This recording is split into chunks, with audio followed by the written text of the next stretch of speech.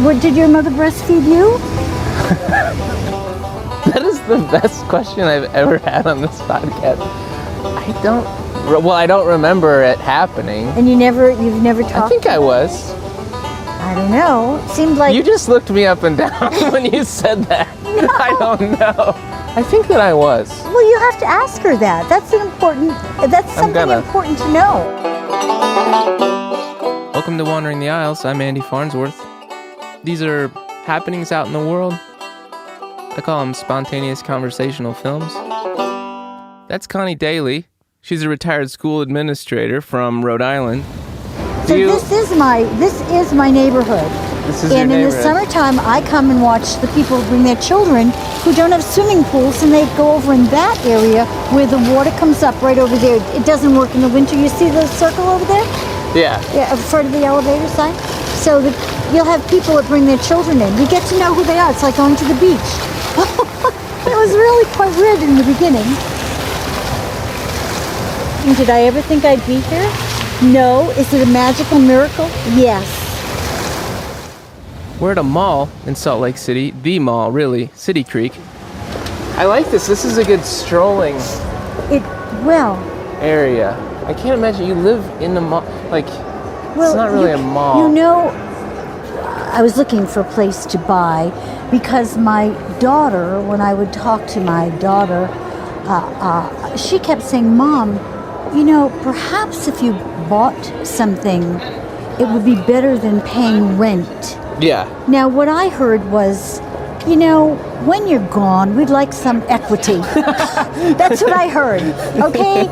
So I contacted a friend that we know and asked if they would look around for me for places to buy. And this was just a fluke on a Saturday morning, and that's the one I live in now. And I'm always so grateful to whatever it was that brought me there and brought me here. And my life is just really great for someone my age, Andy, really. How old are you? 73. Wow, I wouldn't have guessed that. I know, eventually you start being proud of how old you are and stop trying to hide it. Yeah. At what point is that? It's 70. It was 70. Until I was 70, I always tried to not ever speak about my age. It gets really structured around between 65 and 70, you know, because you're still really thinking you're 38. But probably around 69, you know you're not 38 anymore. And then if you look good, if you've kept yourself up so that you're okay looking, then you say, I'm 73. And they say, oh, I would have never guessed. It's a boost. It's an ego thing. You do look good. Do you work out or something? I've worked out since I was 33 when I thought they were trying to kill me the first time I went to the gym. I have access to the gym here. I go to the one in the building. This gym here, you know, is the City Creek gym, and I could go there, but... What a good name for it. The gym. The gym. Yeah. It helps. That's really solid. Helps people to look at... Do you see any kind of... Yeah. What do you call that, Andy? The irony? Irony, there you go. The gym is above the Cheesecake Factory. Exactly. That's, I think, a great irony. Yeah. When you see kids like that, are you like, let's get this shit in order? I count the number of children, and then I do my own little assessment. Oh, don't you think that was like a little class or something? No, that was a family. Oh my God. Oh yes, this is how the families walk. That's the families that you see. It was a family. It was like a circus. I know, you might even see them up here. That's why I said that, because I was like, oh, that's clearly like some sort of field trip. And I was like, oh, Connie has probably I was like, oh, maybe she has an opinion about how to wrangle. Oh, I've got lots of opinions about wrangling, but I don't really give them out anymore. There's a force to Connie that you can feel, especially when you walk past kids. There's a quiet, it's a observational energy maybe, but you can feel this force field kind of thing. She's checking them out. She's deciding what needs to be done. She's a retired school administrator, so it makes sense. But man, you can feel it when somebody was good at what they did. I mean, it's still with her. There's a tending energy. I guess that's what I would call it. You can hear it when you eavesdrop on us. A lot of little moments like that. What age were you teaching? I've taught every grade from K, pre-1, through 8th grade. I spent most of my career with the young ones, and then I was the administrator of a school where there were 10 kindergarten classes, and so it's mainly with the younger children that I have my expertise on how to wrangle. And mostly you wrangle by encouraging, because at that age you really don't wrangle by telling them exactly what to do, because they're going to do just the opposite. Wrangle by encouraging. Yes, you wrangle by encouraging. I think that never goes away. That's right, it doesn't. People respond to positive, statements. Like, stop doing that. Your immediate response is, fuck you. Oh, exactly, that's right. Even when you're a little kid, I think, that you're not saying those words maybe, but... Some of them do, and then you have to take them aside and talk to them, give them the lesson on school language and home language. I mean, there's moments here where I notice I'm cussing, and she's not. And she's not judgmental about it. It's not a moral thing. But you can tell in her head, well, maybe I'm just projecting this onto her, but there's like, Andy, let's cut back on the language. Let's use your at school language. That's home language. It detracts from your point. There's an old lingering rebellion in it, and I don't know how useful it is, so I'm going to save my fucks as much as I can from now on. I'm trying. The word fuck for me I'm realizing is just this anger that's right below the surface that kind of boils up for a second. Just a quick micro leak of anger into my conscious dialect. But what do you do if their home language is... Well, then you explain to them that they are in school. But maybe their home language is rough.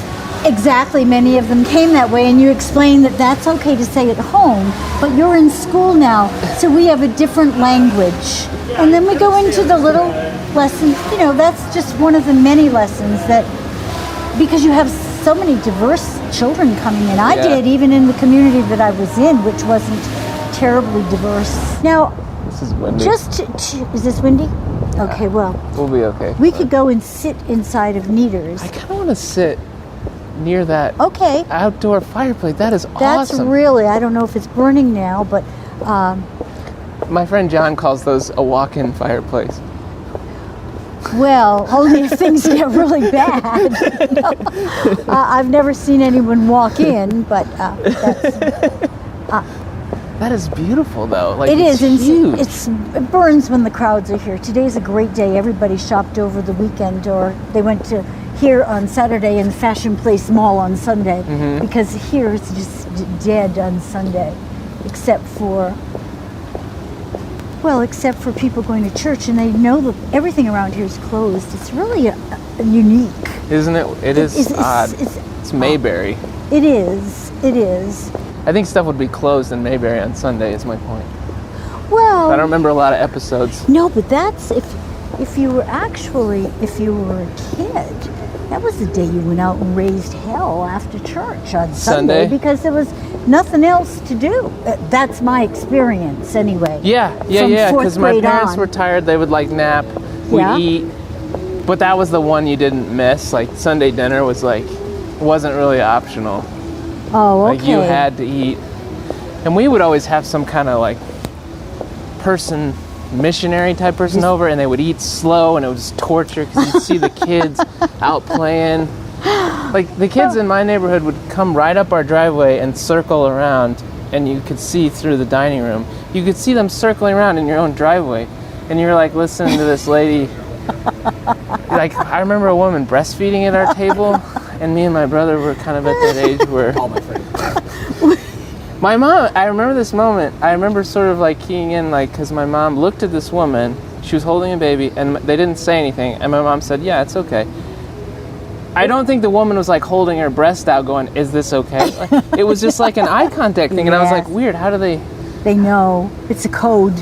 It's a woman code. I mean, my brother's 6 years older than me, but I wouldn't say any more mature. But I mean, when you're sitting there as boys, yes, and you're not, it shouldn't be like this. But you're not used to it. Well, it is. I mean, if you came from I don't know. I'm just saying, if you grew up with it, it probably wouldn't be a weird thing. But at the Farnsworth, it was... I'm going to drop in here to digress. Hi, nothing to do with what we're talking about, but I'm better this week. It doesn't take much to get back on the train, the feeling good train. When you're feeling off, you feel bloated, shameful. you're kicking yourself for missing your meditation or whatever you do, church, or I don't know if I'm talking to a lot of church people. You know that thing of, though, I'm on a roll.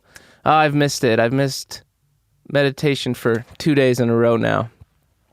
I might as well stop for the rest of my life. But went to Bikram again. I know it's a little pretentious, but man, it helps my mental health so much. Therapy and then Bikram, that's the recipe for not being alone the rest of my life. Anyway, back into this. I'm digging it, are you? See, you're the age of my children. You're actually, how old are you? 41. So my son is 41. He'll be 42 in September. And he was a late-born child. His sisters were 6 and 7 when he was born. So I could be your mother. And I just figured you asked me to walk with you for wisdom. Well, that's true. You're funny, too, so that was part of it.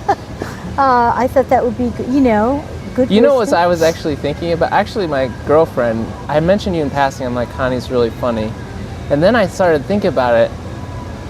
I was like, oh, I wonder if she's like me in that, like, you're good talking to a group. Like, you have that down. You know how to own a group. I can. And then a lot of times those are introverted people. Quiet. Oh, yes. I mean, the I'm ones like, that own the group are quiet. when they're not in a group, it's a different kind of communication. I will give you just a little take on that. When I taught first grade, I always had a class play. Yeah. And the children would write the play. And it was always the quietest one in the class that wanted to be the star of the play. And so the first time I'm thinking, oh my God, this could be a real crapshoot. But really did a stellar job in being the star. So years after, I just put that together, that the introverts really did like being the star.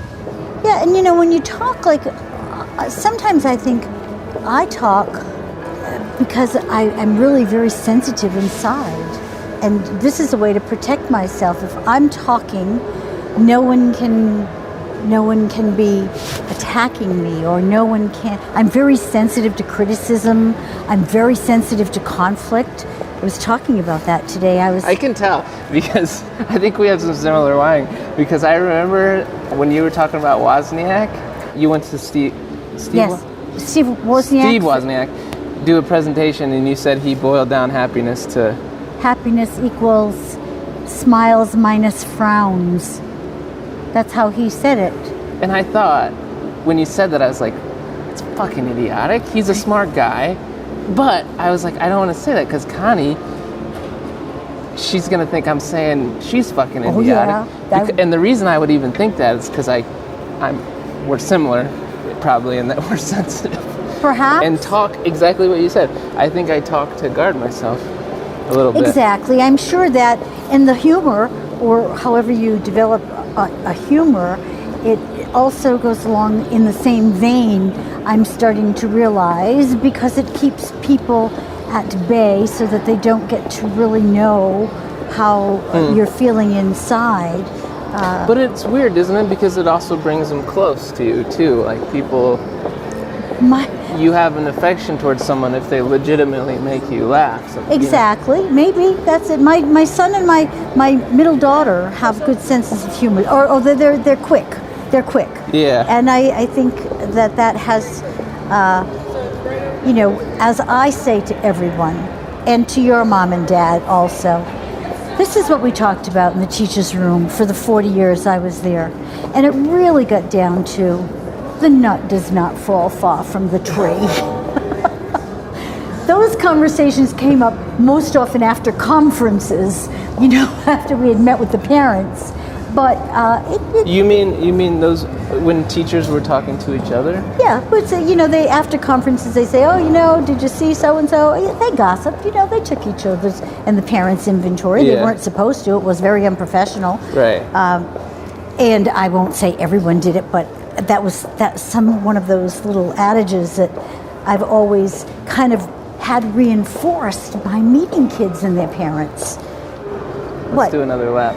That you start. Okay. Look at this dog. It's a cute little wolf. Oh, they have socializing and their dogs. Hi. I think it's very important, right? Yes. I'm sorry I don't have a treat. Yes, but I know it's good to socialize your dogs in the mall. Kids too, socializing your kids in the mall. people tend to have a better handle on dogs than kids, though. Yeah. She wasn't into you petting that dog. She wasn't?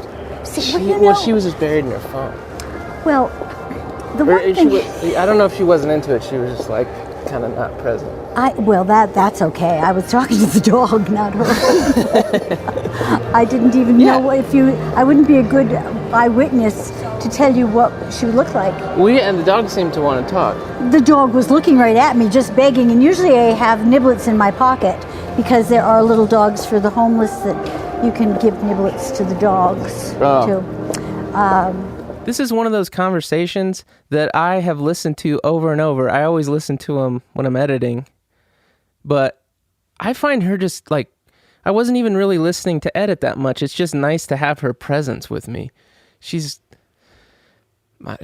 wise. She's got this counsel quality that's not judgmental. It's encouraging.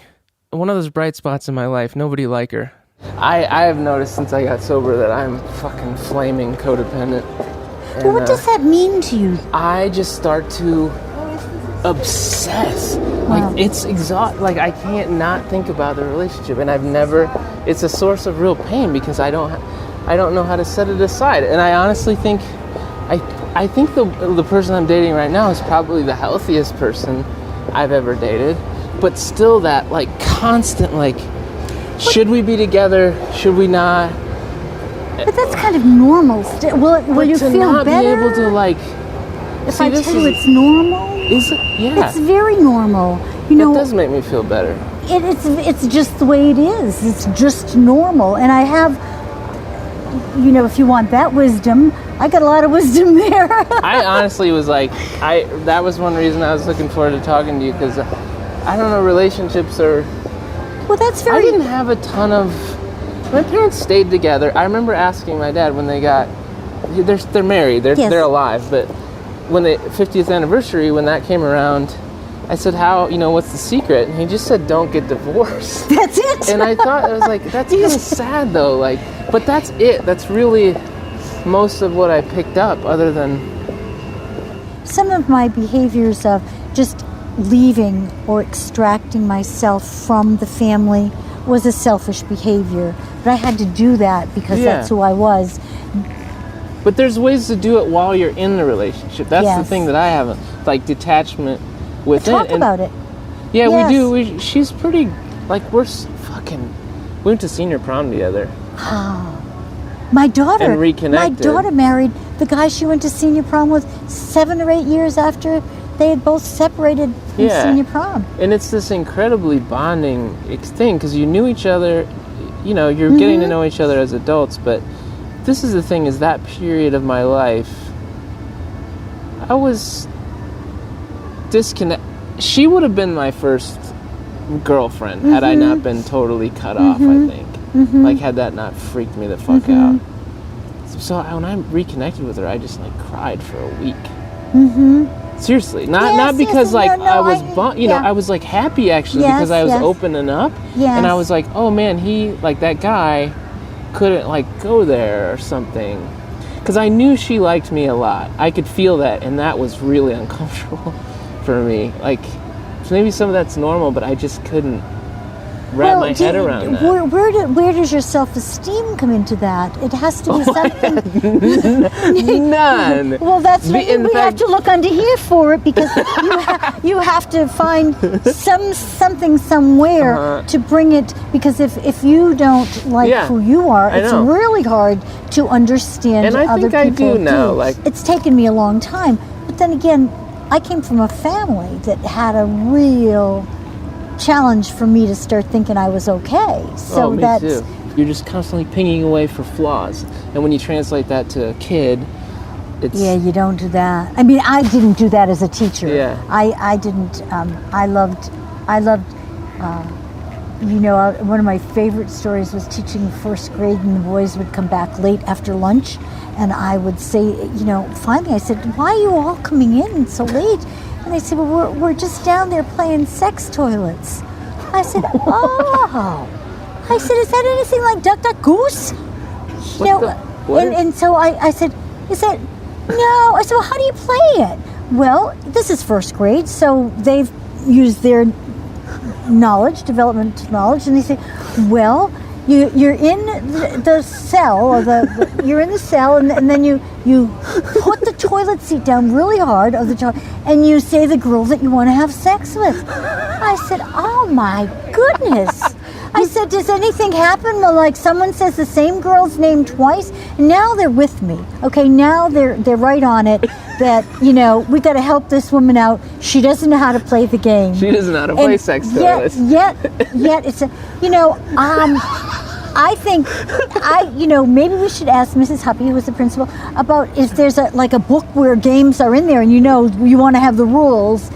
And now they're looking at each other like, I think we've gone too far. I think I think somewhere along the line collectively we know we shouldn't be playing sex toilets. And so I said, well, let's see how it works if we write a note home and see if your mother and father had books there. No, I don't think we're going to play it anymore, Mrs. Sullivan, because I was Sullivan then. I don't think we'll play that game anymore. Oh, okay, well, that's up to you. But the bottom line is they had it. I didn't tell them they couldn't do it. I didn't shame them that it was bad to do it. Yeah. They kind of collectively knew that there was just something shady in here they shouldn't be doing. I just have so many fun things that I did that I had with kids.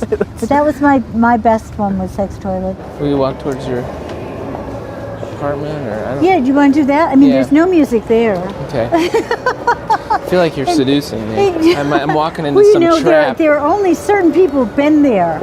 You could be added to the list. I've got a guest book. Where were we at? I forget. Well, I guess it was like a lot of your angst, and your angst is heard, that you have angst, is that is that a lot of this is normal, and you are a good normal person. It took me a long time to figure out, and again, if you are unhappy, that way. That is you've probably never one thought of, of yourself as normal. Compliments I've ever heard, is that you're a normal person.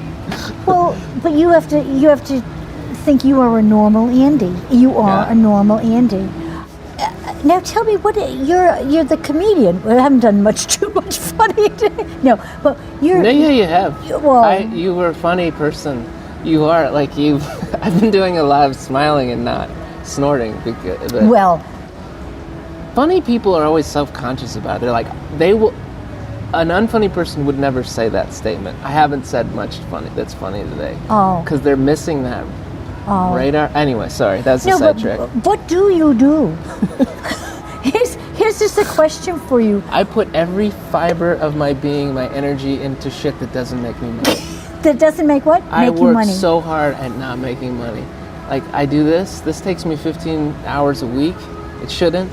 But and it's a little people think it comes out, it's 45 minutes, half an hour. That's a whole story, but why I do it. But it's 2014. I read that you started it. Yeah, then. But I also started working for National Public Radio in 2002, so I learned a lot of this stuff, like long form storytelling. I'm after something. I don't know exactly. Yes. I haven't landed on it yet. Yeah. But I do freelance copywriting. Okay. I named pillows my last job for online mattress company. Yeah. Shit like that. I work hard. Yeah. But I can't do an indoor job. But you're right. What is your education? Oh, God. I have 7 years of grad school. Yeah. It wasn't like I want to be in grad school forever. Well, part of it was really conducive to my drinking. Yeah. But they were fellowships. Yes. So it was like, here, you're not going to get a lot of money, but here's a little stipend. You get to teach a class, and you can write. Yes. And for me, I got a really good deal here at the U because the guy that kind of recruited me or encouraged me to apply here, thought he knew me as a funny writer, and so he said, you can do that here. I'll just sort of sell you as an avant-garde fiction writer, because there's a whole comic tradition. Mm-hmm. So I had that guy changed my life. Mm-hmm. That first person that's like, hey, you're good at this. We want to help you. That changed my life. Yes. Yes. So yeah, I mean, I love comedy, and I've been doing comedy since 2004 on and off, and I'm just I keep getting messages that it's useful in some way, but it's also, and then when I stop, I want to blow my fucking brains out. And Yeah. I wish that weren't true. Yeah. I really do. Yeah. I mean, I love it more than anything. Yeah. And What do you love about it? Do you love the reaction of the people? Do you love Stand the up. creativity of creating what you're doing? it feels like a sort of transcendent, not to be No. pretentious, but like a really transcendent form of communication. Mm-hmm. You get it. You talk Yeah. to a room. It's like a need. It's not a love. It's love, but it's also like, it feels like you're connecting to something bigger than yourself. I have some notes here on my phone, doing some stand-up from the place where, you're starting over. It's like performing in front of a group of people while sewing a new pair of pants that you need to wear. Is that facing sideways, I guess, sitting there with the sewing machine? That sounds like a Spalding Gray kind of performance situation. Anyway, I have these notes. One is just Dick's Bonnie Raitt locker room soundtrack. What? Oh yeah, I was in the locker room, and I can't make you love me if you don't. That was on. Something about when dicks are hanging out and Bonnie Raitt is playing. It's a whole, I don't know. I was gonna say sad situation, but it kind of makes our dicks seem a little more human. Like we're all in this together, dicks. This is my building. This is pretty fancy, Connie. Oh, it's pretty fancy. It's really nice. The gym is downstairs. We have a social room. This is beautiful. It is. It is. A nice picture of a couple having dinner. Well, isn't it amazing? Paramore number 4 was a real romantic. And when he first came in here, he said, "Stop. Look at that painting. She's into Can him. you see?" And I'm thinking, I walk by this every day, and I can't. He's listing all these things I should see, and look at her, and look at him, and That's a good. I mean, I wouldn't call it like high art or anything, but like whoever did this captured like a dynamic. yeah. Because she's got Maybe on her face, and he's got "will you" on his. No. she's got a playful maybe. Yes. She's yes. like you can see like. Maybe All the right, I'll next give you a date. shot. Right. Let's see how the next dinner goes. We're only on hors d'oeuvres if I see it here. She's reading a book, right? Or she's got a book in front of her? No? No, that's her napkin, I think. Oh, okay. And I think he's either making an appeal. It also looks like he's giving her a little bit of a sales pitch. He also looks a little bit like her attorney. Oh, I don't know. I don't think that's My true. attorney never looked like that to me. This is the first painting in your lobby. Do you think it's like, hey, this is a singles building? Like, we want you guys to... No, I don't think so, It's because an interesting choice for a it first is. painting. Well, there you A go. landscape makes sense. Yeah. Just need to glance at Hey, this Greg, real quick. how are you? Okay. This is my friend Andy Farnsworth. Hi. He's Andy. doing I'm cold, he's sorry. doing a podcast. Yeah, we're recording. Yeah. You guys are neighbors. Okay. Yeah, nice to meet you. Nice to meet you. Oh my God. That's a good reply to nice to meet you. Huh? I said, nice to meet you. He Nice to said, have been nice met. to be met. Yes. That is a really good response. Ah. Wow, this is beautiful, Connie. Holy shit. I love it. It's really This really is a just sweet- great. And For me, if you want to end it. Connie's apartment, by the way, is so high up. I'm not usually scared of heights, but when I look down off that balcony, it's like, oh yeah, this would end it. It's a powerful feeling. Isn't that nuts? You're one little railing away from moving on into the next phase of consciousness, or just being done.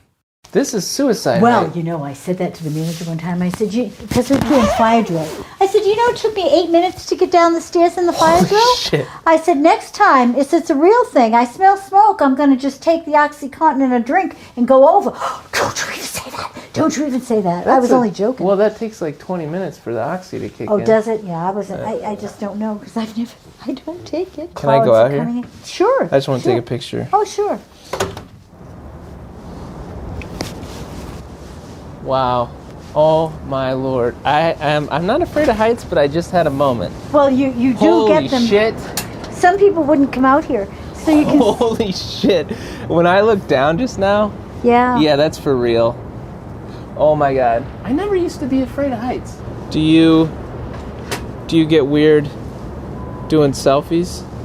The selfie on Facebook comes from here. Let's do one, because we got to do one for... Well, should we do it with the city behind us? Well, I don't want you to die. Oh, I'm not going to die with it. I wash these windows. You got to get in here. Come here. Okay. Here. Yeah.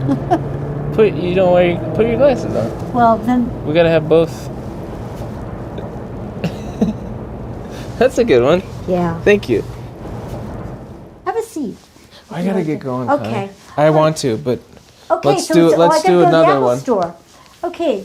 I'll go to the Apple store. And yeah, this is great. It's really I would hang out, but I need to go. Actually, I'm going to try to get just this one. Andy, just always remember that you're normal. And and I'm 73 and I still got all the things you got. So, a lot of those things aren't going to go away.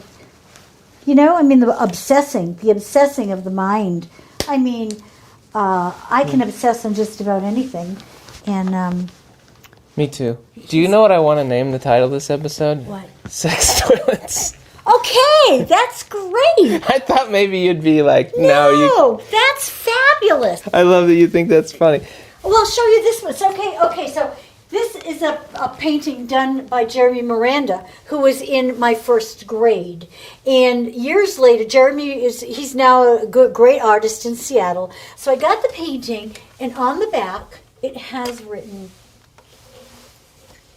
to Connie, a great teacher who didn't make fun of me when I thought I was pregnant. And that was when he was in first grade, and he came up. It was like the same class, he was probably, and he came up and he said, "Mrs. Sullivan, I think I'm pregnant." And I said, "Well, honey, let's just check it out a little bit. You go down and talk to Mrs. Byron, the nurse, and you just ask her, tell her what your problem is." And so Jeremy went down and came back with a little note from Mrs. Byron and said, "I have checked Jeremy carefully. He does not appear to be pregnant. I'm going to recommend that he go to the boys' room." So I took the note, and at the end of the school year, I sent it to his mom. And Jeremy had always said that every Thanksgiving when the family got together, Mom would take out the note and read it. Do you think he was struggling with, am I a woman kind of situation? No, he had cramps. He was first grade. He was first grade. He just didn't know he had a bellyache. Because after he went to the bathroom, he was fine. But was this one of the sex toilets? No, this wasn't a sex toilet, kid. This was, first grade, they have a lot of problems that just regular people have. Yeah. Most of the time, they don't talk about them. It's true. You're figuring it out. Yeah. Well, hey, hold on. Before you take it, thank you for doing this. Oh. We don't have to hug, but I guess we did. Oh, no, well, that's the great. audio sound of a hug.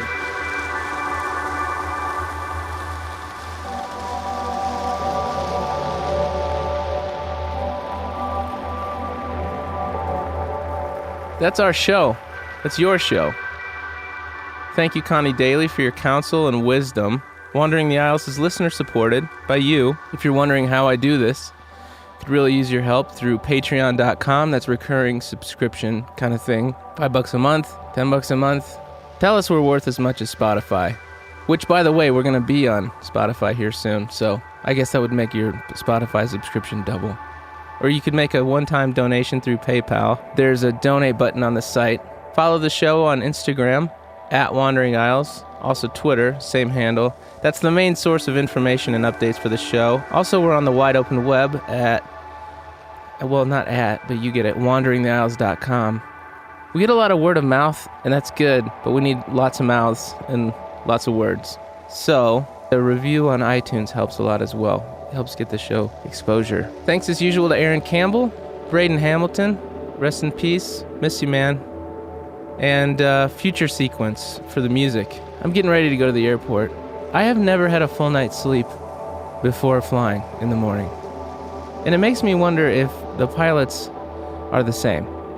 Okay, I gotta go. I gotta go get a plane. I'm stoked. New show next week, and a lot of good things coming, including my album at the end of March here. Okay? Okay. Crumpling this shit up. boy, I'm an artist. I'm gonna leave this on the floor of my closet because I don't need to clean up. I don't have OCD. If you're an artist, you don't need to clean up everything. You don't. It's your process. I'll come back after my trip and be like, man, I'm really an artist. I have paper everywhere.